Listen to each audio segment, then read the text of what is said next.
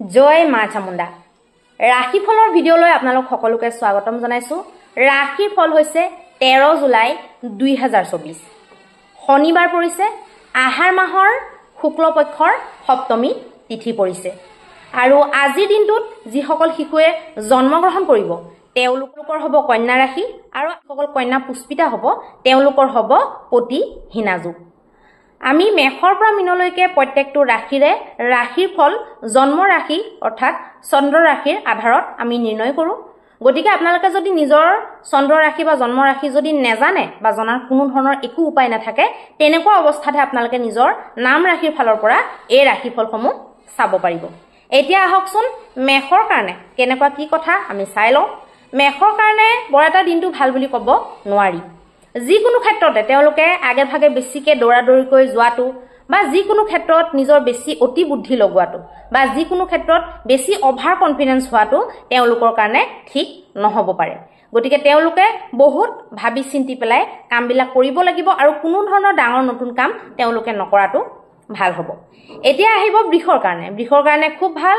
সন্তানৰ ক্ষেত্ৰত, বিবাহৰ ক্ষেত্ৰত হওক, বা যিকোনো কামৰ ক্ষেত্ৰত হওক, বা যিকোনো ভ্ৰমণ আদিৰ ক্ষেত্ৰতে হওক, বা প্ৰাৰম্ভিক শিক্ষাৰ লগত হওক, নিজৰ সন্তানৰ লগত জড়িত কিবা কামৰ লগত হওক, প্ৰত্যেকটো ক্ষেত্ৰতে তেওঁলোকৰ বাবে ভাল দেখা গৈছে।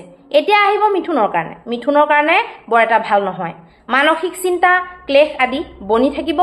যিকোনো ক্ষেত্ৰতে মানসিক এটা কিবা উথল পুথল এটা হৈ থাকিব পাৰে।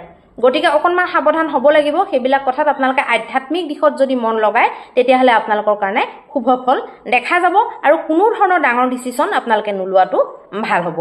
এতিয়া আহিব কৰ্কট ৰাশি। কৰ্কটৰ কাৰণে বহুত ভাল। কৰ্কটৰ কাৰণে কাৰ্যক্ষেত্ৰত, যিকোনো পৰাক্ৰমৰ ক্ষেত্ৰত বহুত ভাল বুলি ক'ব লাগিব। তেওঁলোকে যদি নিজৰ পৰাক্ৰম, নিজৰ সময় বুজি, নিজৰ বয়স বুজি, বা যিটো দিনত বা যিটো সময়ত যিটো কাম কৰিব লাগে, তেওঁলোকে যদি কৰ্মৰ যদি মূল্যটো বুজি পায়, তেতিয়াহ'লে যদি ভালকৈ তেওঁলোকে ফ'কাছ কৰি পেলাই কৰে, তেতিয়াহ'লে তেওঁলোকৰ সফলতা দেখা গৈছে। যিসকলে নতুনকৈ কিবা শিকিব বিচাৰে, শিকি আছে, বা যিসকলে নিজৰ কিবা এটা উন্নতিৰ পথত লাগি আছে, তেনেকুৱা প্ৰত্যেকটো কামতে তেওঁলোকৰ খুব শুভ দেখা গৈছে। এতিয়া আহিব সিংহৰ কাৰণে। সিংহৰ কাৰণে কিন্তু পইচা পাতি নিৱেশ কৰাৰ ক্ষেত্ৰত আৰু বৈবাহিক ক্ষেত্ৰত বৰ এটা ভাল বুলি ক'ব নোৱাৰি। বাকীবিলাক ক্ষেত্ৰত আপোনালোকে যিকোনো কাম কৰিব পাৰিব, কিন্তু এইকেইটা ক্ষেত্ৰত আপোনালোকে একো বিশেষ ডাঙৰ কাম আৰু বিশেষ শুভ কাম আপোনালোকে নকৰাটো ভাল হ'ব। এতিয়া আহিব কন্যা। কন্যাৰ কাৰণে কিন্তু ভাল। কন্যাই যিকোনো বস্তু, নতুন কাম হওক, পেণ্ডিং থৈ দিয়া কাম হওক, কিবা নতুন এটা আইডিয়া ভবাক লৈ হওক, বা আইডিয়াটোৰ লগত ধৰক কিবা এটা ডিছকাশ্যনে বহিলে, তেনেকুৱা প্ৰত্যেকটো কামৰ কাৰণে, আৰু প্ৰেম বিবাহ বা প্ৰেমৰ বিষয়ে আলোচনা কৰাৰ কাৰণে, বা প্ৰেম আৰু বিবাহৰ লগত সম্পৰ্কীয় যিকোনো আলোচনাৰ কাৰণেও আপোনালোকৰ দিনটো শুভ দেখা গৈছে। এতিয়া আহিব তুলা ৰাশি। তুলাৰ কাৰণে কিন্তু ভাল নহয়।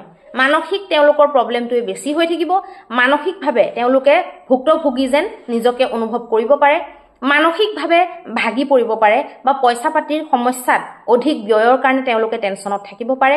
পইচা পাতিক লৈয়ে বিশেষ সমস্যা আৰু মানসিক যিকোনো টেনশ্যনৰ কাৰণে বিশেষ সমস্যা তেওঁলোকৰ হৈ থাকিব পাৰে। বহু দূৰ যাত্ৰা তেওঁলোকে নকৰাটো ভাল হ'ব। এতিয়া আহিব বৃশ্চিক। বৃশ্চিকৰ কাৰণে যিকোনো ক্ষেত্ৰত য'ত নেকি আপোনাৰ প্ৰফিট আছে, আপোনাৰ বেনিফিট আছে, তেনেকুৱা প্ৰত্যেকটো ক্ষেত্ৰতে শুভ দেখা গৈছে। যিকোনো এনেকুৱা বস্তু য'ত নেকি আপোনালোকৰ 1% বা 0.1% হ'লেও প্ৰফিট আছে, তেনেকুৱা কামবিলাক যদি আপোনালোকে আজিৰ দিনত কৰে, তেতিয়াহ'লে আপোনালোকৰ খুব গ্ৰ'থটো ভাল হ'ব। বা যিকোনো ব্যৱসায়িক দৃষ্টিভংগীৰে যদি আজিৰ দিনটোত কিবা আলোচনা আপোনালোকে কৰিম বুলি ভাবিছে, তেতিয়াহ'লে নিশ্চিত ৰূপে আপোনালোকে কৰিব পাৰিব। এতিয়া আহিব ধনু ৰাশিৰ কাৰণে। ধনু ৰাশিৰ কাৰণে কিন্তু বৰ এটা ভাল নহয়। যিকোনো কাগজ পাতি পঢ়োঁতে আপোনালোকে সাৱধান হ'ব। ভালকৈ পঢ়িব, ভালকৈ বুজি ল'ব। বুজি নাপালে 2-3জনৰ লগত আলোচনা কৰিব, 2-3জনক লাগিলে সুধিব। দৌৰা দৌৰিত কোনো বস্তুত চাইন নকৰিব। কোনো বস্তু নপঢ়াকৈ তাত মতামত নিদিব। কাৰোবাৰ প্ৰতি যদি কিবা মন্তব্য প্ৰকাশ কৰিব লগা আছে, সেয়াও আপোনালোকে নকৰিব। তেতিয়া আপোনালোকৰ ক্ষতি হ'ব পাৰে, বা যিকোনো বিবাদ আদি সোমাই যোৱাৰ সম্ভাৱনা দেখা গৈছে। গতিকে সাৱধান হ'ব লাগিব। এতিয়া আহিব মকৰৰ কাৰণে। মকৰৰ কাৰণে খুব সুন্দৰ। যিকোনো শুভ কাম, যিকোনো এনেকুৱা কাম য'ত নেকি ধৰক কিবা এটা মাংগলিক কৃত্য সোমাই আছে, যেনেকৈ ধৰক বিবাহো আমাৰ কাৰণে মাংগলিক কৃত্য, ঘৰৰ হোম যজ্ঞ বা পূজা পাঠ এইবিলাকো মাংগলিক কৃত্যই হয়, বা যিকোনো এনেকুৱা মাংগলিক কাম যিটোৱে নেকি আপোনালোকৰ আপোনালোকৰ জীৱনত কিবা এটা বেনিফিট লৈ আহিব, কিবা এটা ওপৰলৈ এখাপ লৈ যাব, মানে এক ষ্টেপ যদি ওপৰলৈ উঠোৱা কাম বা যিকোনো শুভ কাম আপোনালোকৰ কাৰণে খুব ভাল। মাক দেউতাকৰ লগত ভালকৈ আলোচনা কৰিব কথাবিলাক, যদি কনফিউজন থাকে আলোচনা কৰিব। মাক দেউতাকৰ লগত আলোচনা কৰাৰ লগতে যদি আপোনালোকে ভাবে যে নহয় মোক আৰু কাৰোবাৰ অলপমান সলাহ লাগিব, মই অলপ আলোচনা কৰিব লাগিব, তেতিয়াহ'লে আপোনালোকে নিশ্চয় কৰিব লাগে। ভগৱানৰ ভক্তি আপোনালোকে নেৰিব।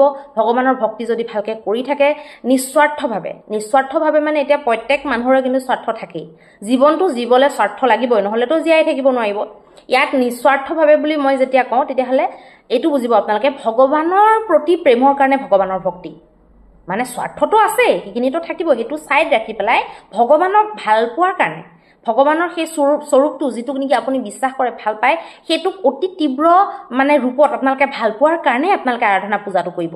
সেইটোৰ বেনিফিটটো জীৱনত বহুত বেলেগ হয়, সেইটো আপোনালোকৰ কাৰণে খুব ভালো হয় আৰু খুব দৰকাৰীও হয়। গতিকে যিকোনো শুভ কাম আপোনালোকে কৰিব পাৰে। এতিয়া আহিব কুম্ভৰ কাৰণে। কুম্ভৰ কাৰণে কিন্তু বহুত অশুভ, মানসিক চিন্তা, ক্লেশ, যিকোনো বিবাদ আদি, ৰিলেশ্যনশ্বিপ বেয়া হোৱা, যিকোনো সৰু সুৰা দুৰ্ঘটনা হোৱা, ক'ৰবাত পটকে ধৰক দুখ পাই পেলাই নখটোকে এৰি গ'ল বা নখটোকে উভতি গ'ল, তেতিয়াওতো ৰক্ত ওলাব বা বহুতখিনি আপোনালোকৰ ক্ষতি হ'ব, পেইন বহুত হ'ব। গতিকে দুৰ্ঘটনা বুলি ক'লে যে একেবাৰে ডাইৰেক্ট মানে গাড়ী এক্সিডেণ্ট সেইটো নহয়, সৰু সুৰা দুৰ্ঘটনাও মানুহৰ ঘৰতে হৈ যাব পাৰে। গতিকে সেইবিলাকক লৈ আপোনালোকে অকণমান সচেতন হ'ব আৰু আপোনালোকে খুব বিষ্ণু দেৱতাৰ নাম ল'ব আজিৰ দিনটোত, আৰু বহুত দূৰ যাত্ৰা আপোনালোকৰ কাৰণে একেবাৰে নিষেধ যেন দেখা গৈছে। এতিয়া আহিব মীনৰ কাৰণে। মিনে যিকোনো শুভ কাম কৰিব পাৰে, বিজনেছৰ লগত ৰিলেটেড, দৈনন্দিন ৰুটিন, আপোনালোকৰ ডেইলি ৰুটিনৰ লগত জড়িত কামবিলাক আৰু আপোনালোকৰ দৈনিক ইনকামৰ লগত জড়িত কামবিলাক আপোনালোকে কৰিব পাৰে। ব্যৱসায় বাণিজ্যৰ লগত জড়িত কিবা যদি ডিছকাশ্যন আছে, যদি কিবা মিটিং আছে, সেইবিলাকো আপোনালোকে আৰামছে কৰিব পাৰিব। এতিয়া আহকচোন আমি মহা উপায়টোৰ বিষয়ে আলোচনা কৰিম। মহা উপায়ত আপোনালোকে কি কৰিব? মহা উপায়ত আপোনালোকে ৰাতিপুৱা মানে সোনকালে শুই উঠি পেলাই আপোনালোকে 7 গছ তিল তেলৰ চাকি আপোনালোকে আহত গছৰ তলত অৰ্পণ কৰক, আৰু সেই চাকি গছৰ শলিতাডাল আপোনালোকে পাৰিলে ক'লা ৰঙৰ ল'ব, ক'লা ৰঙৰ শলিতা দিব আৰু 7 গছ চাকি আপোনালোকে আহত গছৰ তলত অৰ্পণ কৰিব আৰু পিছফাললৈ ঘূৰি নাচাব। চাকি গছ দি ঘূৰি আহোঁতে আপোনালোকে পিছফালে ঘূৰি নাচাব, তেতিয়া দিনটোৰ অশুভতাখিনি নাশ কৰাৰ কাৰণে সেই নিয়মটোৱে আপোনালোকক খুব হেল্প কৰিব। ধন্যবাদ।